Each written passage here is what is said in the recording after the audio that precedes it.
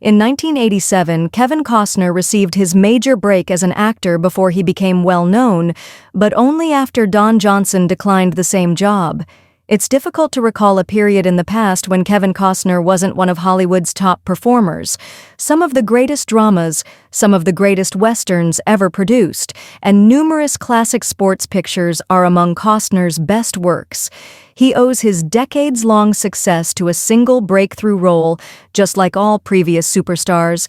But unlike other actors, Costner nearly lost the role in his big-budget film. When Don Johnson was first offered the part that made Kevin Costner famous, the outcome of that choice was not entirely positive. Johnson and Costner co-starred in the golf comedy Tin Cup, their first and only film together just 9 years later. Johnson played a supporting part as Tin Cup's primary antagonist, but Costner was the film's protagonist and romantic interest. The positions might have been reversed, though, if Don Johnson hadn't declined the opportunity to feature in The Untouchables. Don Johnson was a candidate Brian De Palma wanted to cast in The Untouchables. Kevin Costner's career began in 1987 with Brian De Palma's historical crime picture, The Untouchables. But De Palma didn't initially want Costner to play Elliot Ness. De Palma stated in a career documentary that he had originally intended to have Don Johnson play the major part rather than Costner, via Entertainment Weekly. Johnson's continuing portrayal as Sonny Crockett in Miami Vice made him incredibly famous at the time. While Costner was still a relative unknown with only a few supporting parts in movies like Silverado, Johnson had already demonstrated that he could take the lead in a large-scale criminal thriller and draw crowds. But Don Johnson rejected The Untouchables. Johnson claimed that he was afraid of being typecast because he thought the character of law enforcement officer Elliot Ness was too similar to Sonny Crockett from Miami Vice. The Untouchables producer Art Linson already thought Costner was a good fit for the part. Following Johnson's rejection of the role, De Palma approached Steven Spielberg and Lawrence Kasdan, who had previously collaborated with Costner, and they persuaded De Palma that Costner was capable of carrying the entire film. Kevin Costner became a movie star thanks to The Untouchables. Kevin Costner's career took off once he was cast in the role of Elliot Ness in The Untouchables. Before the release of The Untouchables in 1987, Costner had only acted in supporting parts in comparatively smaller motion pictures. In addition to starring in the comparatively successful motorcycling film American Flyers and an episode of Spielberg's Amazing Stories, he was one of several A-list actors that were excluded from The Big Chill.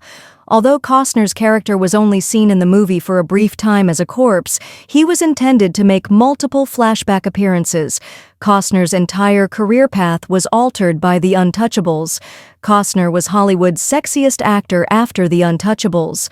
Over the course of the following 2 years, Costner featured in 2 of the greatest baseball films ever produced, Field of Dreams and Bull Durham.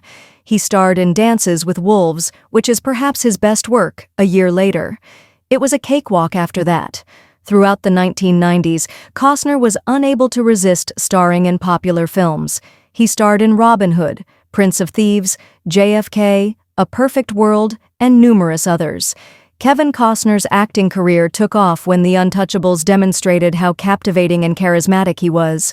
Kevin Costner's The Untouchables is one of his best films. The Untouchables was hardly forgotten, even if it served as a launching pad for Kevin Costner's subsequent acting career. Even after almost 40 years and more than 50 films, The Untouchables remains one of Costner's best films. It's fantastic in every way. The Untouchables had an incredible cast that includes Patricia Clarkson, Andy Garcia, Robert De Niro, Sean Connery, and others. There are a lot of visually gorgeous and wonderful scenes in the film, which was brilliantly directed by De Palma. It's also a fantastic tale of how the world's most infamous mobster was defeated by a real squad of police officers. In The Untouchables, Kevin Costner carried the weight of the movie's emotional rhythms, its most memorable scenes, and its whole purpose, and he never once shrugged. In addition to being a great film in and of itself, Kevin Costner was outstanding in The Untouchables. He's in the car, never stop fighting till the fight is done, and many other nearly flawless line delivery are among his many. Costner was ideal for the role, but De Palma was also justified in being concerned because the Elliot Ness persona forms the basis of the Untouchables.